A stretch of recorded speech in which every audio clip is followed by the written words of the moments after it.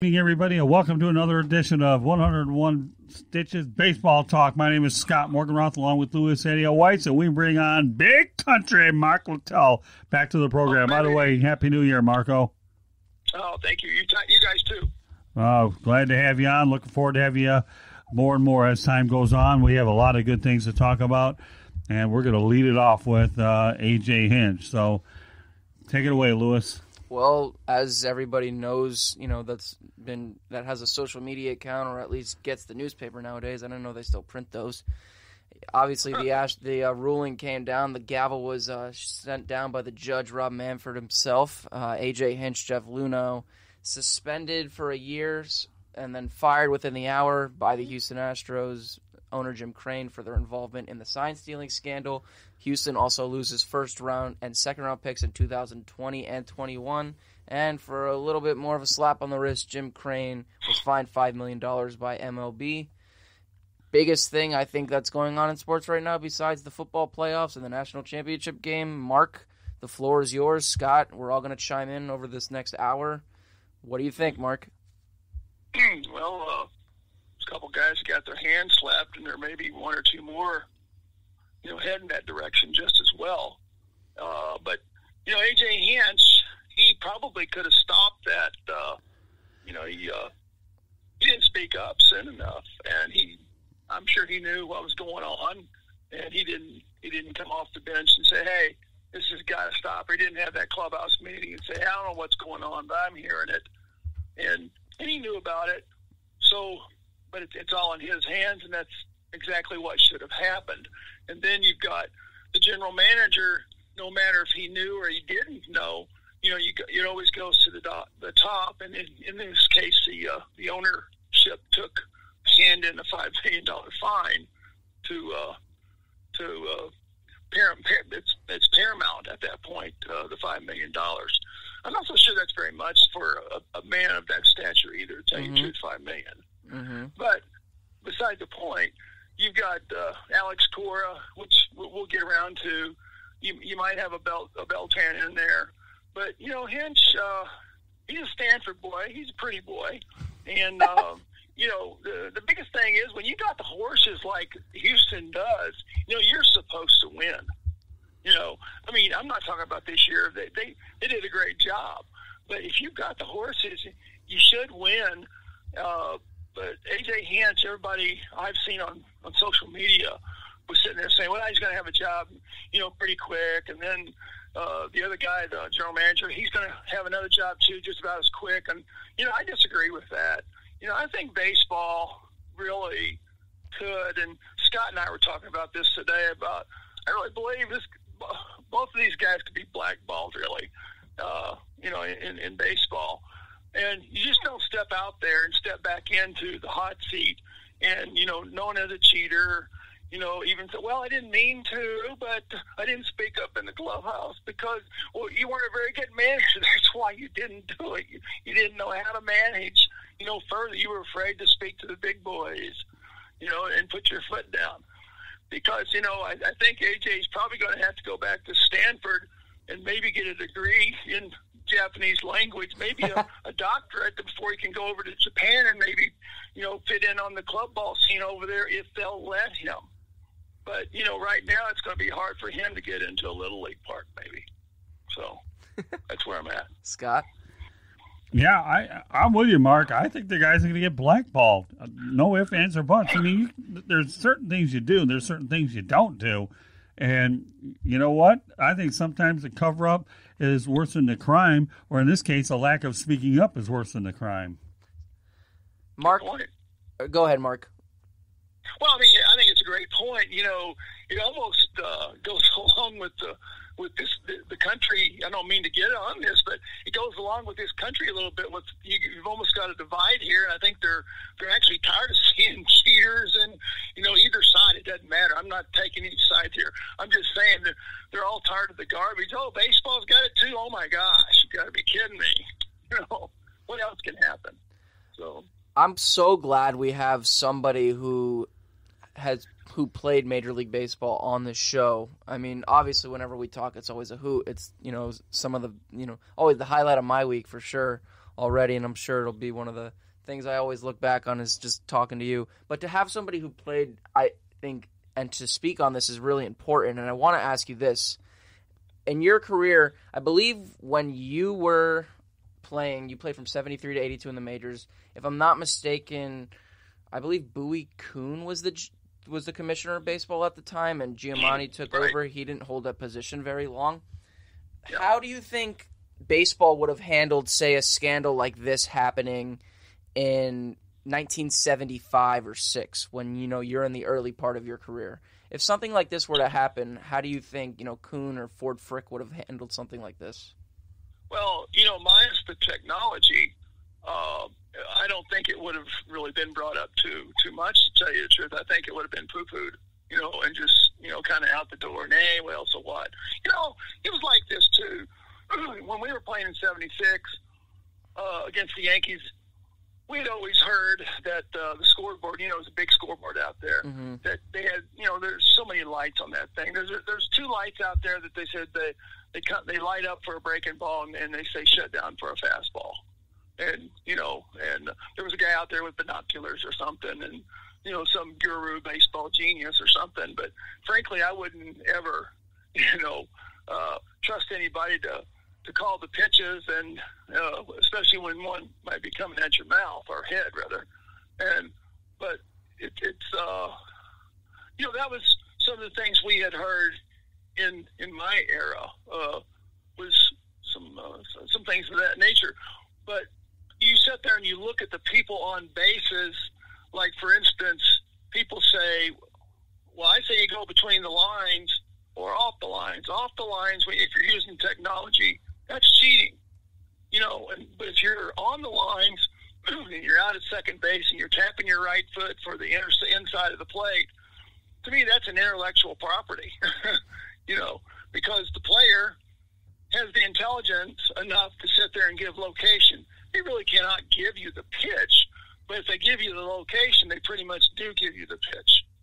Mm-hmm. So that's kind of, if you tap left and you're going to the other side of the plate, if you tap with the right foot, just a little half-step, stutter step or something. But if they keep doing it, then the hitter got drilled back then. So, and, as a matter of fact, you'd say to the guy on second, hey, you want your guy to get drilled right now? You turn around to him and say, cut that shit out. So there you go. I mean, all right, so Mark, I wanted to pose this question too. A lot of what we heard when that scandal broke was there's a fallacy in philosophy called appeal to nature.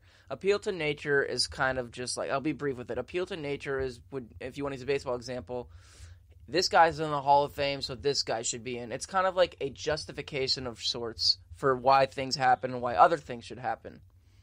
Right. The first appeal to nature fallacy, and Bill Winters, who was on our show, our Sports Exchange episode, used this mention, and this was also in the Jeff Passett piece that was released for ESPN, was the Bobby Thompson shot heard around the world with the sign stealing that went on there in that game. That was 1951, and that was over one game.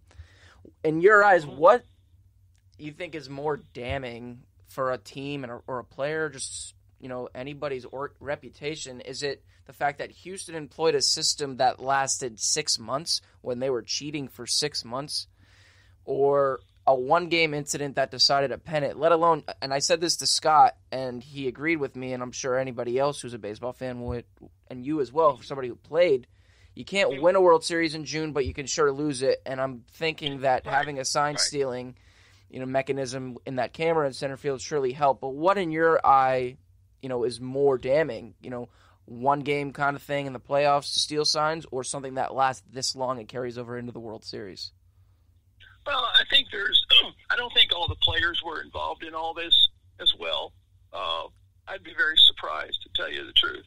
The other factor is that, once again, you're not stealing the sign, you're stealing the location. But, in this case with technology, yes, they could have really been stealing the sign. Here's the other thing that I really wanted to say about 3 minutes ago was, one, even if you know the pitch is coming, you still have to hit it. Mm-hmm. And that doesn't mean that you're not going to pop it up, swing through it, foul it off, whatever. There's all kinds of variables. That's why baseball is the greatest game in the world. Mm-hmm. I mean, you can tell somebody what's coming, and invariably they can't hit. Matter of fact, a lot of hitters don't like to know what. I shouldn't say a lot.